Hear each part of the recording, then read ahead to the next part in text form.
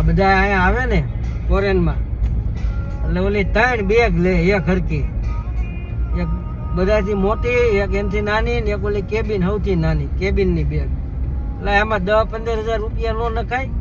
એ આ તમે આવો ને રૂમમાં તમને એ રોજ હામી જોવી નહીં ગમે. આ એ હાવ ધૂળ કાંઈ. એ ઓલા બેગ વાળા પાસે એમ કે આને 10 વર્ષની વોરંટી.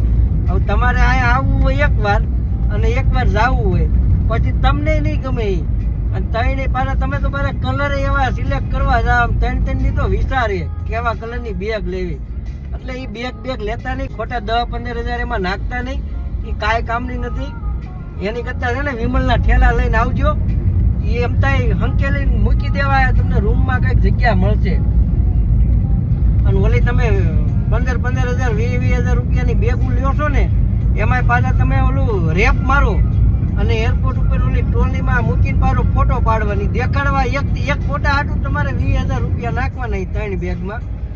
એની કરતાં ઓલા 200-300 રૂપિયાના 4-5 ઠેલા લઈ આવજો વિમલના અને એમાં સામાન લઈને આવજો. એ બેગ કાંઈ કામની નથી. ગમે એટલા વર્ષ વોરંટી આપે ને તોય કાંઈ કામની નથી. એમાં મૂળ ભરવા હોય તમારે લુગડા, નકરે એમ થાય કે આમાં કાંઈક સોનું ભરવું છે.